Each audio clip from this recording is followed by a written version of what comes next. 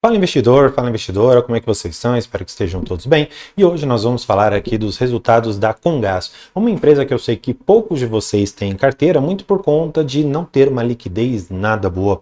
Eu confesso que eu já presenciei dias em que houve menos de 10 negócios. Sim, há pouca liquidez nesse papel, mas me parece que é uma baita de uma empresa e para isso, claro, nós vamos precisar socorrer aos números da empresa para que então a gente perceba se é uma boa ou uma má empresa. Vamos entender muitas coisas e, claro, eu ainda vou fazer cálculos de dividendos que eu tenho absoluta certeza que vão sair, porque a empresa ela sempre faz desta maneira e eu quero te mostrar que ela é uma boa pagadora de dividendos e por isso ela é uma das principais ações que eu tenho na minha carteira de investimentos. Então, para a tela aqui, para a gente começar.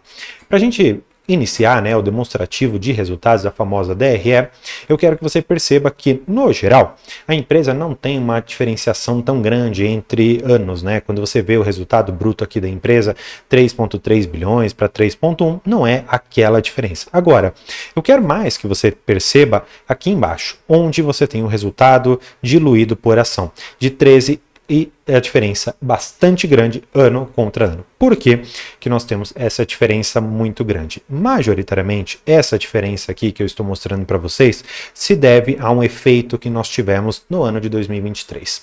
Aqui você vai poder perceber que nós tivemos algumas despesas financeiras bem mais altas e também no ano de 2023 nós tivemos um item importante que foi a provisão por conta de uma demanda judicial que exigiu que a empresa segurasse aproximadamente ali 1,1 bilhão de reais, o que impactou aqui um pouco os seus resultados, trazendo um lucro por ação, tá bom? E eu vou falar mais das ações preferenciais, que são as Comgás, tá bom? Comgás Final 5, elas tiveram em 2023 um lucro por ação de R$11, agora em 2024 na casa dos seus R$14,50, tá bom? Ou seja, essa diferença eu já justifiquei aqui para vocês e agora eu vou explicar um pouco mais sobre esses resultados, porque tem muita coisa interessante para a gente olhar aqui. O que acontece? A Comgás, ela é uma empresa que fornece gás, ela é uma distribuidora de gás.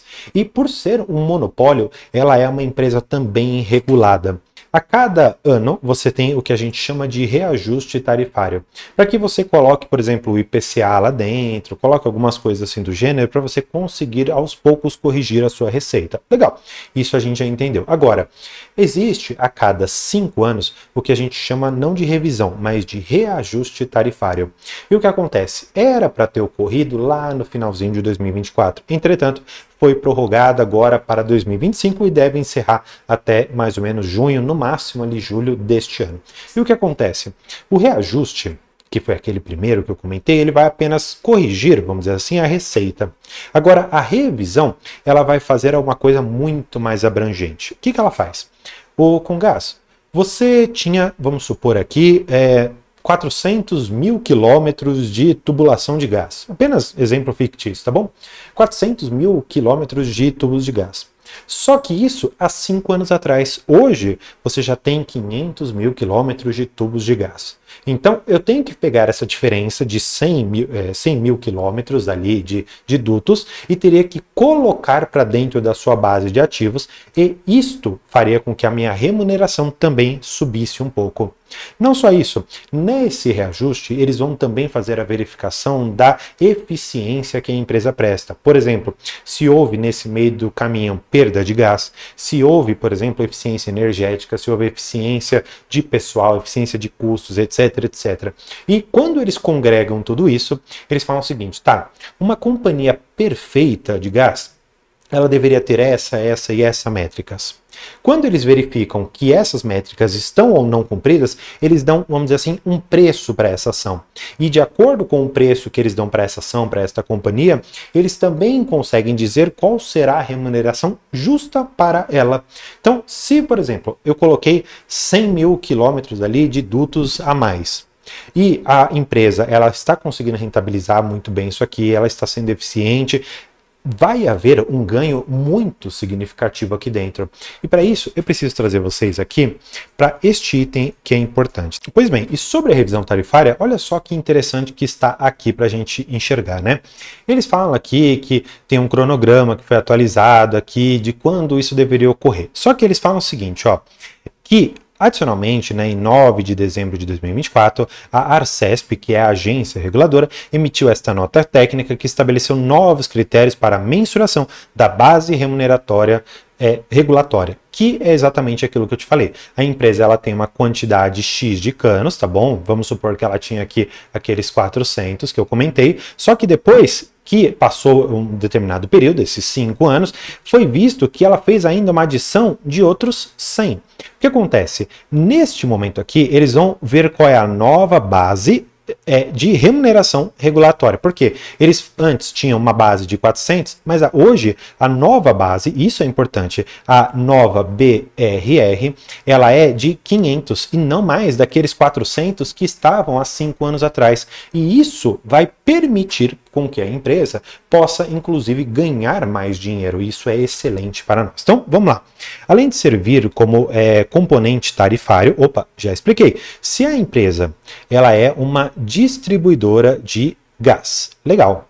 O que você precisa? Chega todo mês ali para você uma determinada conta. E lá você tem qual foi a tarifa que foi aplicada. Se você pode aumentar o seu componente tarifário por conta desse ganho na BRR, significa que a sua tarifa que antes era de X, agora vai ser X mais, por exemplo, 2%.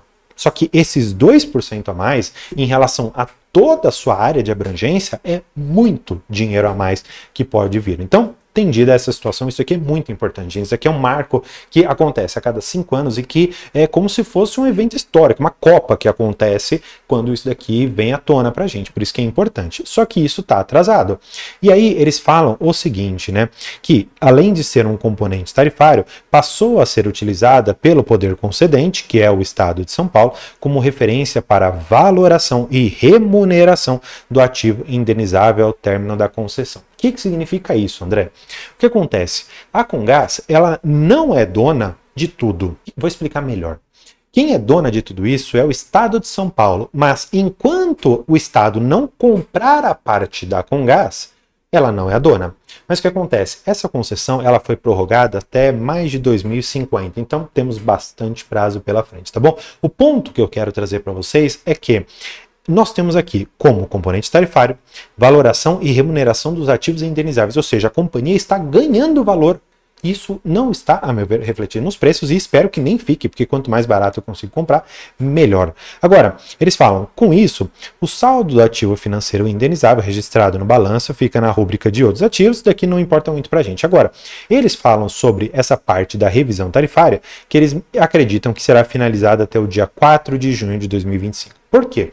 O que acontece? Quando a Arcesp ela chama para um procedimento para fazer essa revisão tarifária, ela tem que fazer um chamamento público para que você tenha algumas pessoas da sociedade que queiram contribuir ou estudos técnicos que venham contribuir, e ela ainda divulga para todo mundo o estudo que ela fez a respeito da valorização, desvalorização, ou enfim, dessa nova base regulatória que nós temos aqui. E isso é importante para a empresa ter publicidade dentro dos seus procedimentos para que ela não tenha nenhuma dor de cabeça depois, tá bom? Mas isso daqui é muito importante, porque em 4 de junho, ou pelo menos até esta data, nós teremos essa deliberação. E aí eles colocam, a deliberação também prevê que os ajustes compensatórios relacionados ao atraso serão calculados e aplicados na conclusão do processo de revisão. Então aqui nós temos duas coisas. Por que isso aqui é importante, gente? Eu tenho absoluta certeza que ninguém nunca viu isso, ninguém leu isso daqui. E é importante você entender que nós vamos ter, vamos ter o reajuste, para a gente ter aqui o componente do IPCA, tá bom? Claro, não é só o IPCA, você tem outros índices, né? Mas esse daqui é um deles, tá bom? Vou até mudar de cor.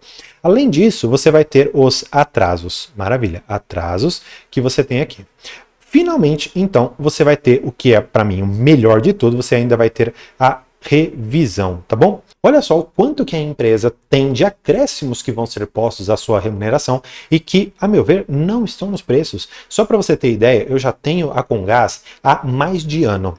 E eu comprei nos preços de 129 e hoje está 130, 132 reais, mais ou menos. Ou seja, você não teve ganho nenhum aqui dentro e a empresa pagou um caminhão de dividendos durante esse tempo todo. Ou seja, só de dividendos nesse tempo todo que eu estou com ativo, eu já tenho mais de 20% de ganho. Olha só que interessante. E é uma empresa que ela já é extremamente consolidada, dificilmente ela vai crescer muito mais do que ela já mas nós temos aqui esses componentes regulatórios que são muito específicos e que eu estou te mostrando aqui na tela o quanto podem influenciar. Agora, eu tenho certeza que você quer saber o quanto você vai receber a mais ali na sua conta de dividendos e para isso eu preparei para vocês esta planilhinha bem simples, tá bom? Eles disseram, e eu preciso mostrar antes aqui para vocês o seguinte. Isso daqui eu também tenho certeza que ninguém lê, né? Isso daqui, gente, é a ata da reunião do Conselho de Administração da empresa. Ninguém lê isso, a não ser um acionista mais vocacionado a acompanhar a empresa. Por quê? Eles colocam o seguinte, qual que é a ordem do dia, ou seja, o que eles vão discutir? Eles querem exatamente fazer o seguinte, manifestar-se sobre a proposta de destinação de reserva de lucro referente ao exercício encerrado do ano de 2024. Ou seja, eles querem decidir o que vão fazer com essa reserva de lucro e normalmente eles distribuem isso aqui como dividendos para os seus acionistas. Maravilha.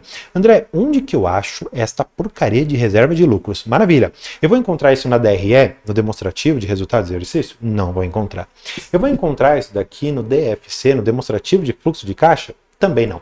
Eu vou encontrar isso no balanço patrimonial. Vamos lá entender um pouco melhor sobre isso aqui.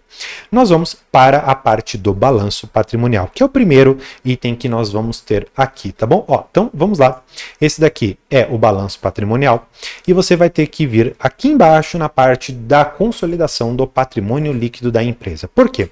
O patrimônio líquido ele é composto pelo, primeiro, capital social e você vai ter todas as reservas. E aí, claro, você tem alguns outros, né? Que aí são outros ajustes que a empresa faz, coloca alguns penduricalhozinhos aqui dentro, mas ponto é que você tem a reserva que a gente chama legal, você tem reserva de investimento, você tem reserva de lucros, como essa que nós vamos analisar agora. E o que acontece?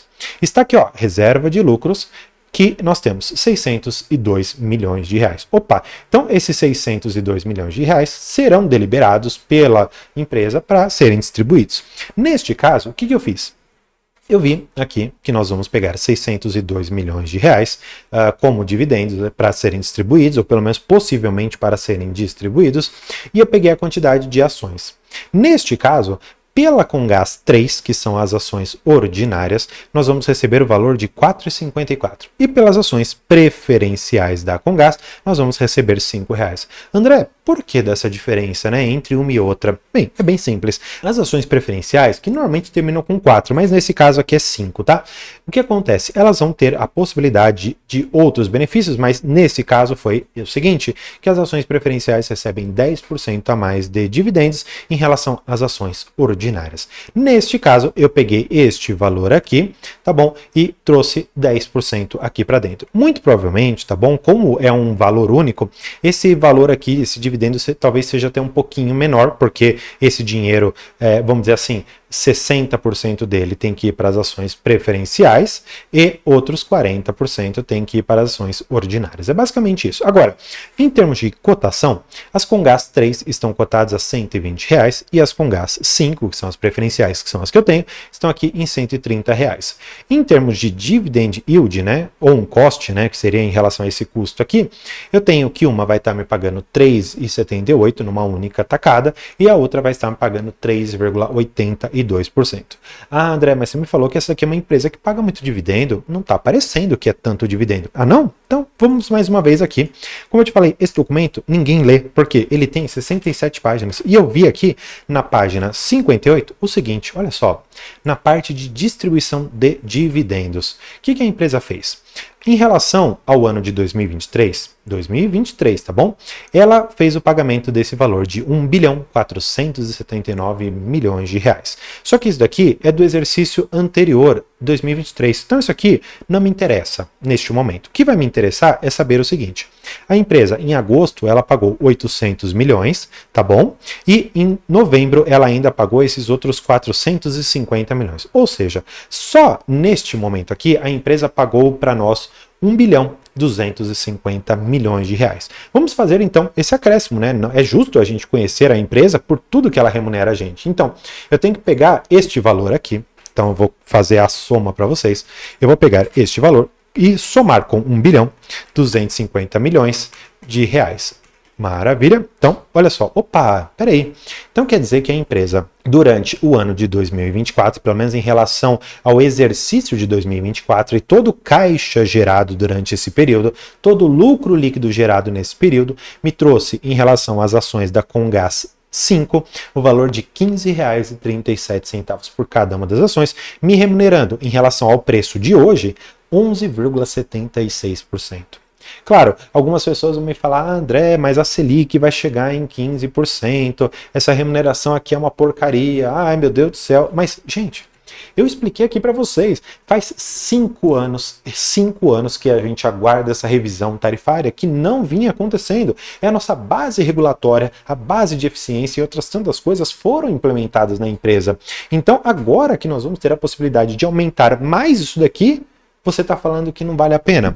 Aí eu te pergunto, que empresa está te pagando IPCA mais 11, IPCA mais quase 12 aqui? Por quê? Porque esta receita que eu estou te mostrando aqui, esse retorno de dividendos, ele é o IPCA, porque todo ano, por conta do reajuste tarifário, eu passo mais ou menos o IPCA, e ainda a empresa me entrega 11,76%, então eu tenho IPCA mais 11,76%. Aí, quando você vai comparar com um título público, você vai lá, IPCA mais 7, IPCA mais 8. Legal, IPCA mais 7, IPCA mais 8 são bons retornos. Entretanto, IPCA mais 11 me parece ser muito mais interessante do que simplesmente esses IPCAs que nós temos em títulos públicos. E outra, muitos de vocês não consideram também que, por exemplo, a Selic pode chegar a 15, mas quando você retira ali o imposto de renda, quando você retira taxas de carrego e outras tantas coisas ali dentro, você percebe que o retorno não é realmente desses 15%.